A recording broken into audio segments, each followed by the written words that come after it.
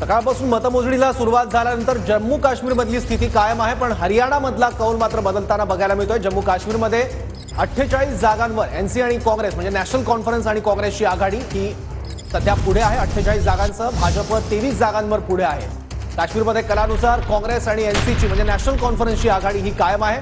भाजपला 23 जागा सध्या मिळताना दिसत आहेत। 23 जागांवर भाजपचे उमेदवार पुढे आहेत। नॅशनल कॉन्फरन्स आणि काँग्रेस आघाडीचे उमेदवार 48 जागांवर पुढे आहेत। तर पीडीपी जो सगळ्यात मोठा पक्ष होता यापूर्वीच्या विधानसभा निवडणुकीत फक्त 3 जागांवर पुढे आहे। जम्मूमध्ये सध्या भाजपचा वर्चस्व पाहायला मिळतो। 11 जागांवर भाजप या ठिकाणी आघाडीवर आहे। हिंदू बहुल हा सगळा भाग आहे आणि तिथे भाजप 11 जागांवर आघाडीवर आहे।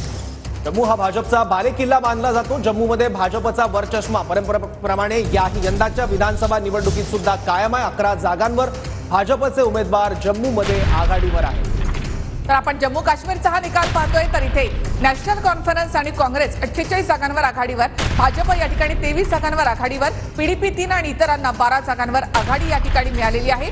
पीडीपी पेक्षा इथे अपक्ष उमेदवार जे आहेत ते आघाडीवर आहेत। या निवडणुकीत सगळ्यात मोठा धक्का बसताना दिसतोय तो म्हणजे पीडीपीला। महबूबा मुफ्तींच्या पक्षाला केवळ 3 जागांवर पीडीपीचे उमेदवार हे आघाडीवर आहे। वास्तविक यापूर्वीच्या 2014च्या विधानसभा निवडणुकीत पीडीपी हा जम्मू काश्मीरमधला सगळ्यात मोठा पक्ष म्हणून पुढे आला होता।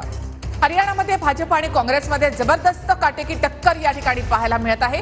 काँग्रेस 36 तर भाजप 38 जागांवर या ठिकाणी आहे। भाजप काँग्रेसपासून केवळ 2 जागा पुढे आहे।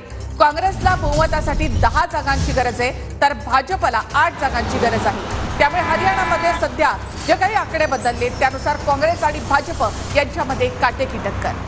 काँग्रेस सध्या 36 जागांवर आघाडीवर आहे, तर भाजपचे उमेदवार 38 जागांवर आघाडीवर आहे। त्यामुळे अजूनही जे कौल हाती येत आहेत त्यानुसार भाजप हरियाणामधला सर्वात मोठा पक्ष म्हणून पुढे येतोय। केवळ 2 जागांचा फरक आहे काँग्रेस आणि भाजपमध्ये।